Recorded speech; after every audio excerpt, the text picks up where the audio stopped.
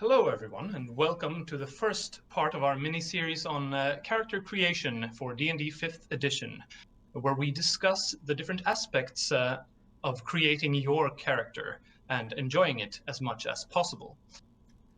We are going to cover some of the most important parts of creating your character, our personal experiences, and how to avoid perhaps some common pitfalls and get more enjoyment for your group and for yourself. In this first part, we are going to discuss the race and class aspects of your character. They are both integral to the way your character presents itself and plays at the table, both in terms of backstory, gameplay, and appearance. So, hop along and let's get started, because there is a lot to talk about.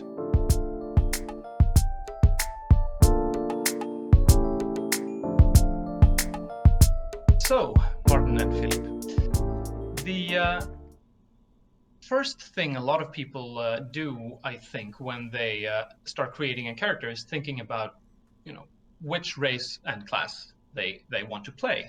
I know that that's what I start with in most cases, and I was curious to kick off the discussion with what affects your choice of race for your characters. Do you tend to lean in a certain direction, and for what reason in that case? Well, I think for me that has changed a bit over the years. When we started out playing together, well, we all have a large background in being video game interested and being gamers. So when we first started playing D&D, I had a very mechanical focus. Like I wanted to do as much damage as possible or have the highest of a certain kind of stat. So when we started out, I thought a lot about that. I looked more on the race trait box than the description of the race's culture and other more important or parts that are more important to me now. So when I look on picking a race today, I try to first have a kind of image of the character I want to play in my head, and then I look like in which race or couple of races can this character story fit, kind of. Yeah, that's a lot similar to how I think that I have a character concept, and then which race or which cultural background would be most fitting for that kind of character. Right. I think I do the same thing a lot of the time, except for the most recent example is my most recent character, which before I even knew what I wanted to play, I knew I wanted to play a fire genasi just for aesthetic reasons. Yeah. And then I kind of built everything up from there. But apart from that, I'm also of the opinion that, starting with kind of a character type or the idea of a character and then building from that is something that I would advise people to do. Like if the idea of playing a large dragon person or a large reptilian person appeals to you, then Dragonborn or Lizardman might be something that you can look into. That kind of thing. Or if you're interested in playing, the stereotypical or less stereotypical elves, dwarves, and those variants as well. I think that approach makes people lean more towards the more common races in media. Yeah. Like elves, dwarves, half-elves, humans. Yeah. Wherever you get your inspiration from, right? You're less likely to pick like a turtle unless you know that the turtle exists and you're like, oh, cool, I want to play a turtle. Or if you watch a lot of TMNT, right? Yeah. Exactly. I want to play a turtle ninja person, which would be a cool character idea. Yeah. Yeah, but oh, sorry, go on. Oh, no problem. I was thinking about this, that I think the most important part of the race for me is just that it is the presentation of the character. Like is this a small, unnoticeable, slinky character, or is this like a huge hulking monstrosity of a person? Like that is something that I think weighs heavily for me when I choose my characters, at least. Yeah, that's very interesting because I can think of a lot of examples, both from our time playing together, but also when you read about people's characters online on forums and so on, that usually that can be a very fun way to play against type. Like you can have the very small, scrawny half-orc, and you want to play a scrawny character, and you choose a half-orc just for it to be emphasized. That's one of, sorry, Philip. Yeah, I just have to say, I kind of have to admit that up until Tasha's new rules, I have been heavily leaning towards the races who have the ability score increases that would fit the class. If I have a class in mind, if I like, right now I'm playing a bard, and I'm playing a half-elf bard, which isn't weird at all. But I like orc and Goliath. That wasn't even on the table. No. But that was before Tasha's. Nowadays, you could totally do that. But yeah, like after choosing the class, which I usually do first, the race, they get dwindled down into a smaller amount, which would actually fit. But nowadays, you can do whatever. Yeah, since you can change the type of ability scores you get from your race. I suppose we'll get into that more on the ability score discussion, but that is definitely something that is important, since it is, after all, a game, and you want to have an effective character. Playing with the rules as they used to be written, you simply, if you chose to be a half-orc bard as opposed to a half-elf bard, that was simply less effective in the short run, at least. You could compensate for it, and you had strengths in other areas, but it would give you less charisma to start with, there's no question. So I really like that change that they've made in Tasha's, adding the ability to shift the ability scores around, so you can do exactly what you said, Martin, and play against type, which is like one of the more fun ways to encourages it. Types. Yeah. And on the other hand, it is fun to play kind of a stereotypical character. I have had the sneaky halfling character and the raging barbarian half-orc. I mean, there is another there too, and you can still take parts from stereotypes, but still make it your own kind of unique spin. So either way is interesting to me. More depends on what the whole package of the character should be to me. But the race is, I think, as Philip said, I think I usually go to class first because I like the mechanics of the game. But I can imagine people who, not that I don't like the RP thing, but people who favor that might actually look to the race first, I think.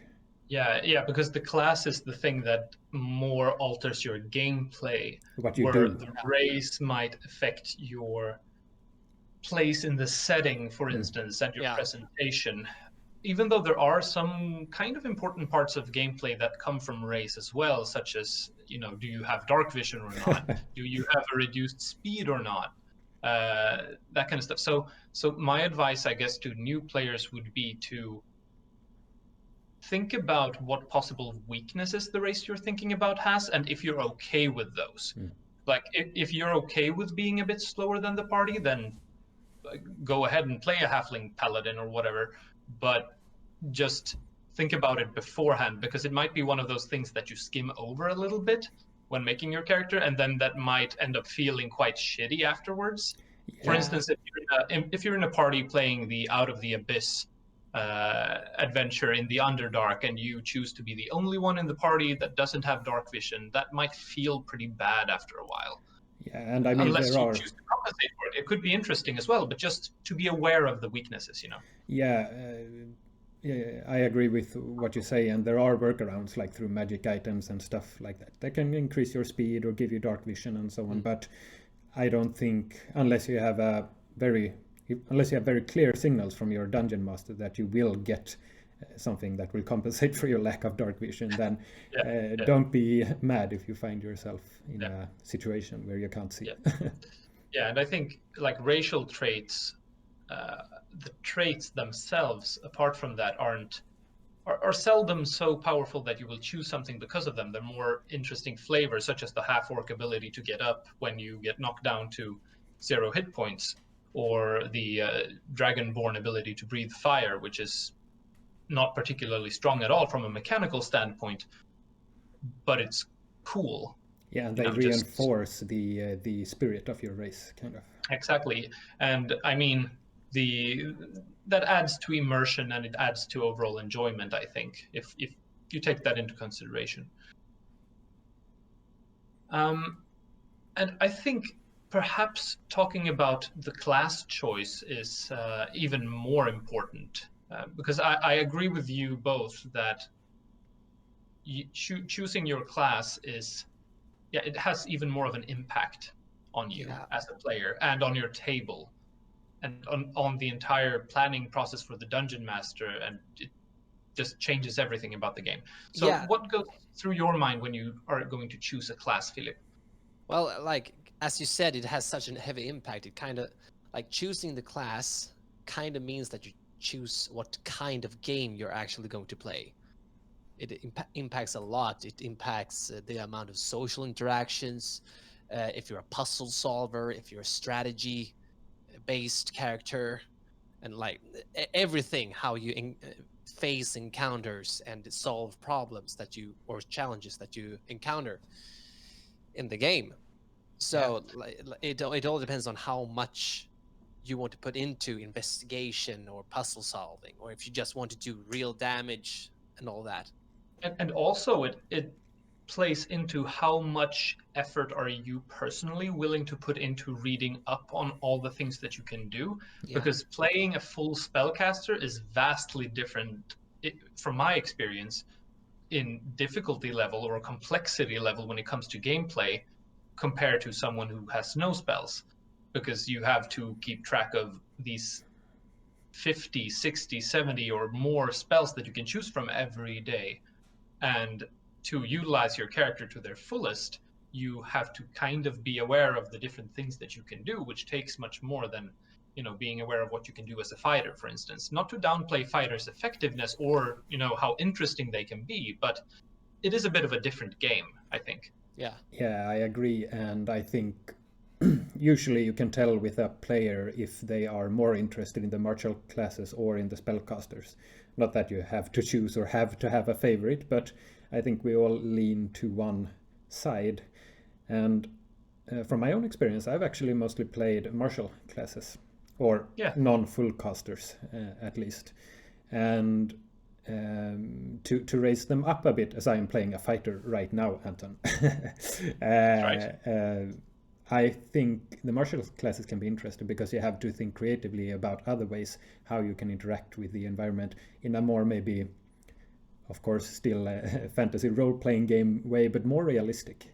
Like I have found a lot more use of my tool proficiencies and so on as my fighter character than previous ones. And DMing, or speaking as a DM, from the perspective of preparing things for fighters and martial classes, it also takes a little,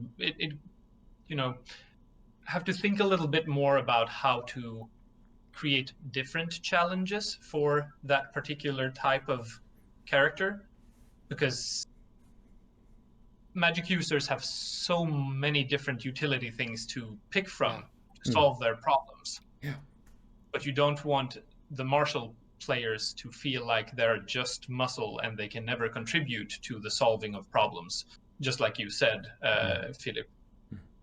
And how you solve a problem is very important, because you want to feel cool and you want to feel successful and you want to feel like you can accomplish things with your character. Absolutely. And sometimes I feel like the kind of the opposite problem can occur for the spell caster, or let's say rule heavy classes, because sometimes there are so many spells, and I know that there are relatively few spells in 5th edition compared to earlier ones, but there is no way to have all of them in your head at the same time, and sometimes you can't see the forest for all the trees, kind of. So you really have to be interested in knowing your spells and using tools to help you remember them, like spell cards or useful apps and so on. For sure.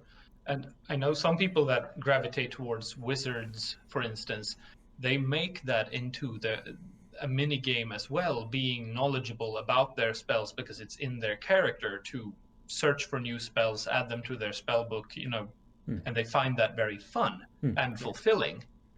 So every new spell also becomes like a reward in and of itself. Yeah, I can attest to So that. yeah, Being as a one of former us. wizard, yeah. I was As a gonna ask. former You, and maybe future wizard again. yeah, maybe future. I mean, we're all future wizards, aren't we? Yeah. because I was gonna ask you, Philip. You're kind of the opposite to me. I think you've mostly played spellcasters, right? Yeah. What is so alluring about them? I really like the utility part of the spells, actually. Not the heavy damage. Like Fireball isn't all that interesting to me, really. It's more suggestion or the illusion spells, or even the divination spells. Like ways to. That's kind of why I like fantasy in of itself. Is magic and like sci-fi, is ways to tackle problems and stories that we can't in the real world. Like I find it fun to come up with new ways. Like, what if this was a thing? What would you be able to do? Yeah. That's a huge part of it. That's why I really like reading fantasy books. For example, because I like these how they come up with the systems and how is this world different from ours. And in this case, what can I do that I can't do in real life? Like as a Star Wars fan, among other things, that's like one of the reasons I like the fantasy behind suggestion so much, because it's basically, force mind powers that you like. These are not the droids you're looking for. I suggest you go elsewhere. It leans into those things that we can't do in real life, just as you say. Yeah. Personally, I think I lean most towards. I think I lean towards spellcasting classes that get to choose a specific set of spells. Not like the cleric or the druid, but more the warlock or the sorcerer, for instance, because I personally really like giving my characters personal flavor and flair. That makes them, what makes their counterspell different from other counterspells, for instance. So that is something in the spellcasting classes that appeals to me.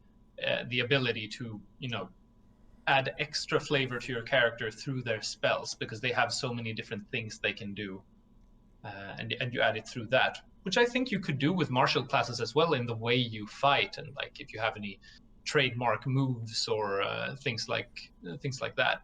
Yeah, and kind of making it like cinematic.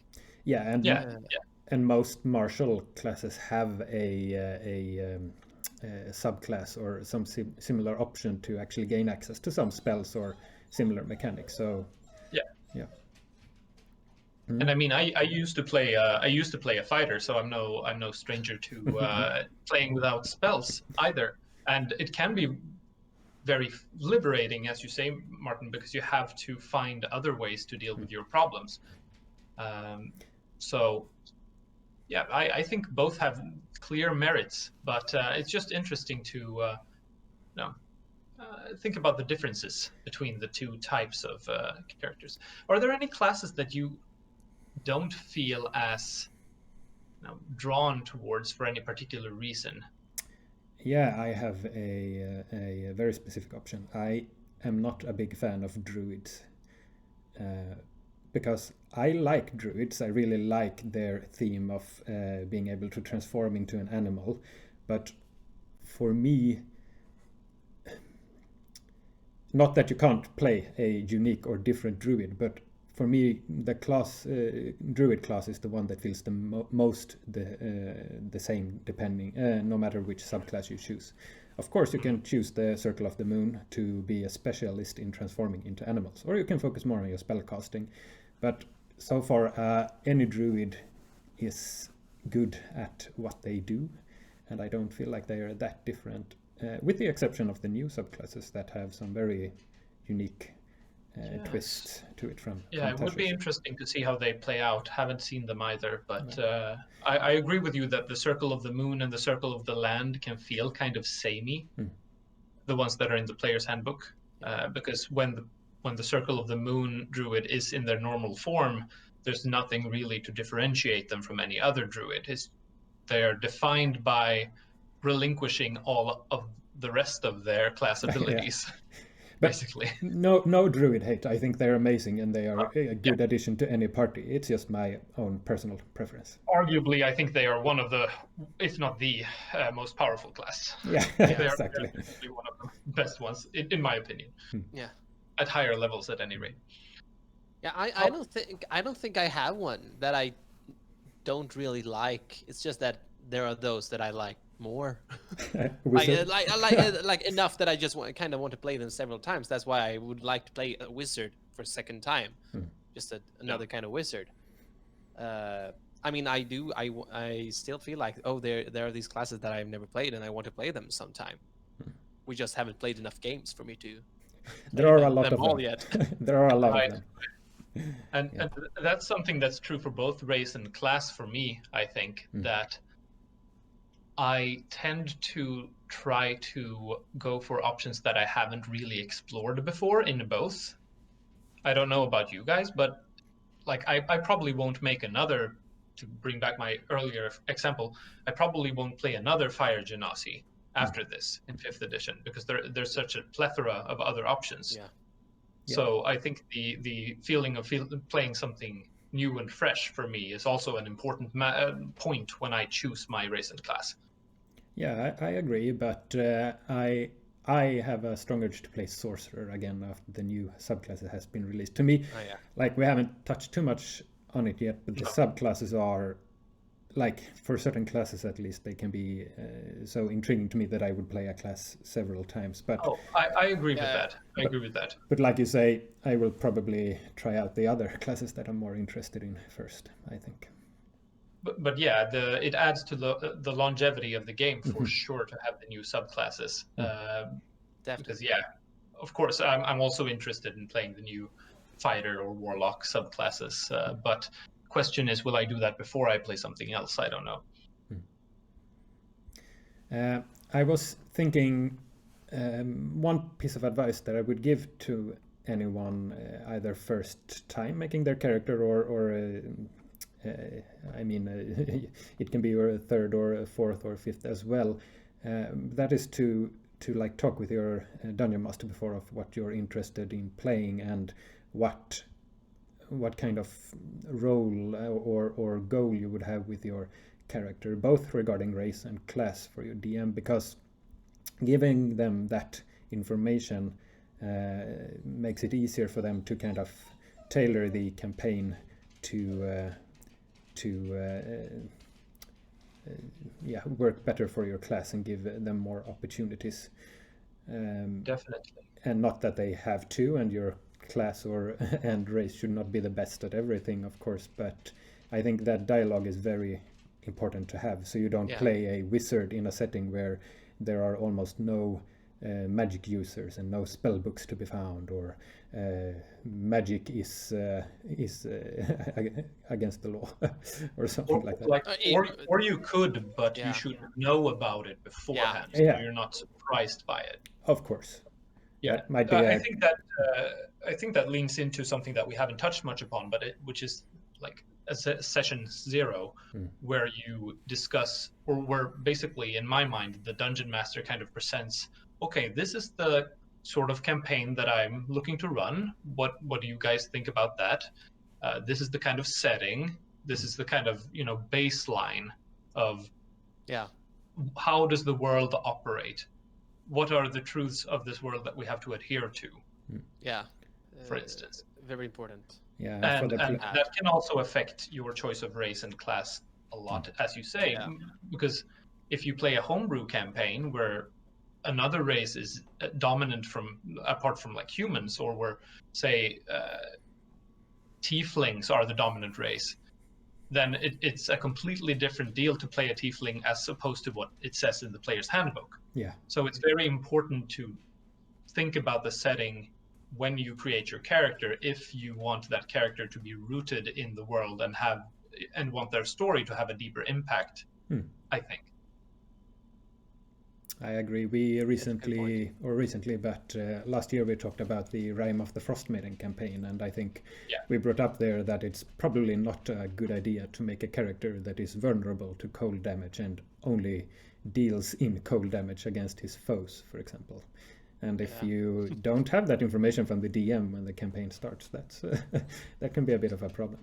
Not that you have to min-max by any means, but I think both you and your party members and the DM will have a better time. And I think it can be very satisfying if you say you choose to play an Arakokra, for instance, in whichever campaign. If you first talk a little bit with your dungeon master about, okay, how does it make sense for me to play this exotic race? If you can establish that and establish some sort of connection to the world with your character, that's true for every race, but just to use this example, then that can lead to some very fulfilling moments in gameplay later, because it allows the dungeon master to tie your race, your origin, and also potentially your class. Like if you're a monk from a certain monastery or from a certain order, you can tie all of those character creation options into the story and into the gameplay, which makes it all the more engaging, in my opinion, at least. Yeah. Well, I think that this has been a very good discussion on race and class, and I think the takeaway is that we have some different opinions on how we go about choosing for ourselves, and I don't think there's any correct or any wrong way to do this. But I think the general advice for people is to, be mindful of how your character will fit into the overall game and the overall group, because you're not playing D&D alone, after all, unless you're an exception to the rule, let's say. And it is important that everyone can have as much fun as possible together. So I think thinking about all of these things and discussing them with your dungeon master and fellow players can lead to maybe some choices that you didn't expect and that you will come to enjoy despite not thinking about them first. So without further ado, unless there's anything else you would like to add, guys. I hope all of you get to create all the characters you ever want, and that they will live happily ever after. Of course, yes. I agree. May you always roll max hit points on all your level ups. Yes. Yes, okay. Well, thank you very much for watching this discussion video on race and class choices for character creation, and make sure to like and subscribe if you enjoyed this video. Leave a comment if you disagree or agree with our opinions, and be sure to watch the next installment that will be coming out shortly. See ya. See ya.